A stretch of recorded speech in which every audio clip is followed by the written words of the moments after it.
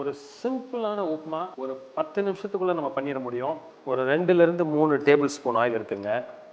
Oil கொஞ்சம் சூடான உடனே ஜீரகம் ஒரு 1/4 ஸ்பூன், கடுகு ஒரு 1/4 ஸ்பூன், கருவேப்பிலை கொஞ்சம் போட்டுங்க. முந்திரி பருப்பு ஒரு 6லிருந்து ஒரு 7 போட்டுக்கலாம். கடலைப்பருப்பு ஒரு 3 ஸ்பூன்.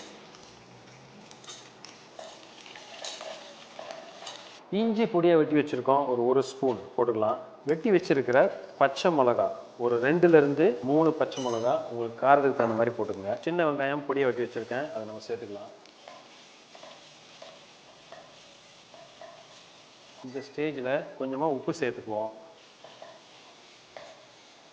2 பிஞ்ச் அளவுக்கு பெருங்காயம், ஒரு நல்ல ஒரு ஃப்ளேவர் மனம் கிடைக்கும்.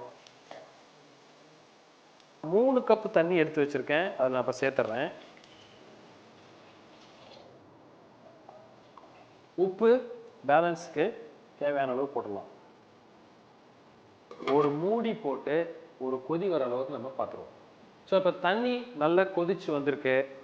அடுப்பை சிம்மர் பண்ணிவிட்டு தேங்காய் பால் போடுறோம். ரொம்ப கொதிக்க வேணாம், ஜஸ்ட் ஒரு வாட்டி நல்லா மிக்ஸ் பண்ணிவிட்டு உடனடியாக ரவை 2 கப்பை சேர்த்துருங்க.